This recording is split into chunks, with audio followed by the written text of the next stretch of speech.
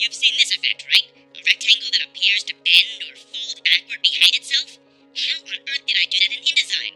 Well, it's really not that hard, and after you set up the effect the first time, it's super easy to repeat. To make this effect, there are actually two different things going on. First, a really big, thick rule behind the text, and second, a little triangle anchored in just the right spot, so that it travels along with the heading.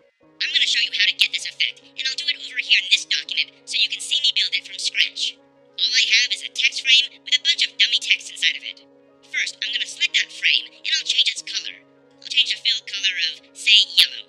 That's too yellow, so I'll set the tint back to maybe 20%. That's good. Now, I'll go to the Object menu and choose Text Frame Options, and I'm going to set the inset spacing to, say, 6 points. I'll press Tab, and you'll see that because the link icon was turned on, all 4 sides are now set to an inset spacing of 6 points. Next, I'm going to give this paragraph, this heading right in the middle of the story, that special effect. So I'll double-click on it, which switches to the Type tool, and then I'm going to zoom in to 400% by pressing Command 4 or Control 4 on Windows. To put the big, thick rule behind this, I'm going to go all the way to the right side of the control panel, up here in the upper right corner of the window. Here I find the Control Panel menu, and inside that menu, I'm going to choose Paragraph Rules, or you could press Command-Option-J or Control-Alt-J on Windows. It's helpful to have the Paragraph Rules dialog box off to the side so that you can see your text as you're working, and it's really helpful to have the Preview checkbox turned on. I almost always turn the Preview checkbox on. In this case, I'm going to create a Rule Below, so I'll set this pop-up menu to Rule Below, and then I'll turn on the Rule On checkbox. Now, I don't want a black rule, I want a colored rule, so I'll set this to some other color, perhaps cyan or blue. And I don't want a little thin line, I want a thick one, so I'll set this to 15 points. Now, when I press the Tab key to jump to the next field, you'll see that I have a really thick blue line. But it's too low, so I need to change the offset value down here. I'll change this to, say, minus 11 points. I'll hit Tab, and you can see that it moves up, minus 11 points.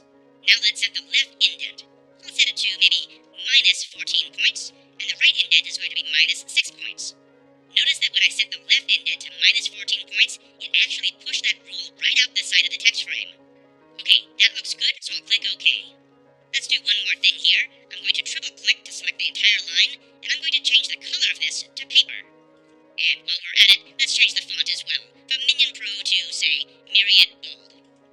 Okay, now we have something that really looks like a heading. So the next step is to make that little triangle down here. There are a bunch of ways to make triangles in InDesign, but I usually just grab the Frame tool in the tool panel and just drag out a rectangle. I'll start with a rectangle and then turn it into a triangle in just a moment. First, I'll give it a color. I'll fill it with that same cyan color, and then I'll go up to the Swatches panel menu and choose New Color Swatch. That duplicates the color swatch I was working with, that blue color, and now I can change it. Let's give it a little bit of black, like 30%. Okay, that looks good. I'll close the Swatches panel, and now I'm going to convert it from a rectangle into a triangle. And I'll do that by grabbing the Pen tool over here in the tool panel. I'll just grab that Pen tool, and then I'll click with the Pen tool in the lower left corner of that rectangle. Remember, when you place a pen tool over a point that's already there, it deletes the point. And there you go. There's our triangle. Let's get back to the Selection tool by pressing the V key, and now we need to change the width of this object. Now I happen to know that the width of that triangle should be 8 points, and I know that because that's the width of this little stub sticking out the left edge of the text frame. You know, if you do the math, that rule was sticking 14 points out from the text, and the text is 6 points from the edge of the frame, so I just subtracted 6 from 14, and, well, there you go, that's 8 points. So anyway, let's put this into position. I'm going to drag this over with the Selection tool until it snaps against the left edge of this frame, and now I'm going to zoom way in until I can really see what I'm doing. I just use the Command spacebar or Control spacebar shortcut to get the Zoom tool, and then I dragged out a rectangle and I zoomed in.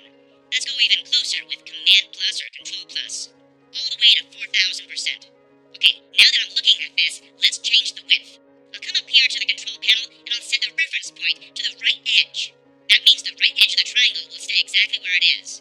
And I'll change the width field to 8 points. Hit return, and there you go. There's the triangle. I don't want this quite so tall, so I'm going to drag the lower edge handle up a little bit. And now, I could probably do this mathematically, but it's way easier just to drag this into position by eye. Right there. Let's zoom out a little bit so we can see what we've done. That looks great. But now that it's in place, I need to anchor it, and I can anchor it by dragging this little blue box in the upper right corner.